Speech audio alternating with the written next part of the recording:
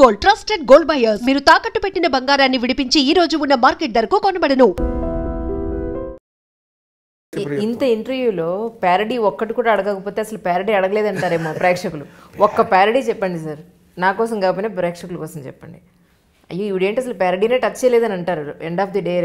డెఫినెట్గా ఒక్కటే మీకు జస్ట్ 2 లైన్లు చెప్పినా పర్వాలేదు. అలాగే. ఆ పార్టీలో నుంచి రామాహరి, నేను ఈ పార్టీకి వచ్చాను రామాహరి.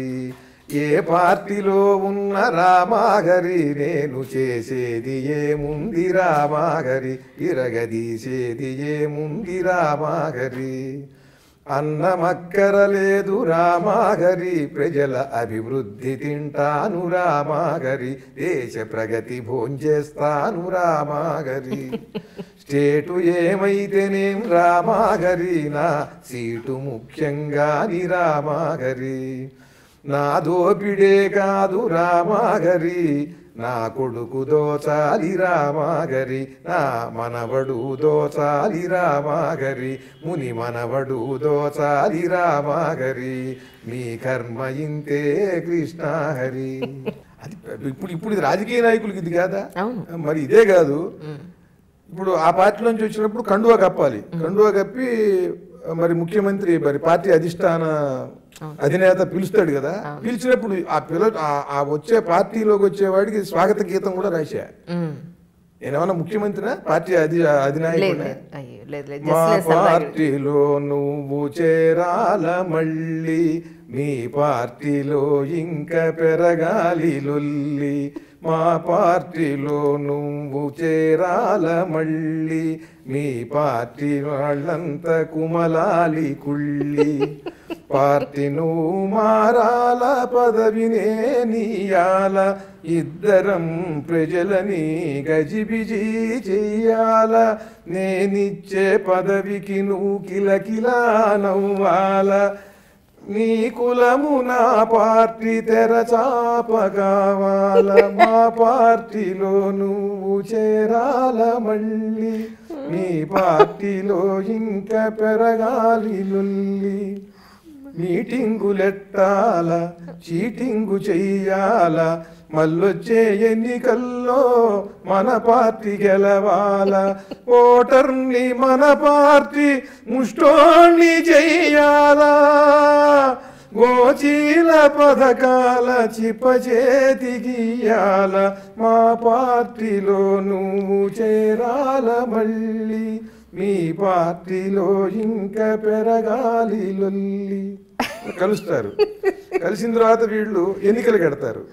ఎన్నికలకు వెళ్ళినప్పుడు ప్రణాళిక, ఆ ప్రణాళిక అంటే శాశ్వతమైన ఎజెండా. వాళ్ళ ఎన్నికల ప్రచార విషయాలన్నీ కూడా ఒక పాట రాశారు తేలిగ్గా వాళ్ళు పాడుకునేందుకు. శోభనాలకి మంచాలిస్తాం, కడుపొస్తే కానుపు చేస్తాం, పిల్లోడికి వేరే పెడతాం ఓటేస్తే. కులపిచ్చికి మద్దతిస్తాం, కులపిచ్చికి స్వాగతం ఇస్తాం, మత పిచ్చికి మద్దతిస్తాం, అందరితో ముష్టెత్తిస్తాం గెలిపిస్తే. ఇప్పుడు గెలుస్తారు అంటే పాపం ప్రజలందరూ కూడా ఓట్లేస్తారు. వీళ్ళు ఇచ్చే పథకాలకి వీళ్ళందరూ ఆకర్షితులై ఓట్లేస్తారు. గెలిచిన తర్వాత ప్రభుత్వం నడవాలనంటే అందరూ తాగాలి. తాగకపోతే వాళ్ళకి 30,000 40,000 కోట్లు దాదాపు రావు. మెయిన్ ఇన్కమ్ సోర్స్ అది. అందుకని తాగుడి కోసం అని చెప్పి ఒక ప్రచార గీతం మొత్తం మంత్రి మండలంతా కూడా ప్రజల దగ్గరికి వెళ్ళి పాడనమాట.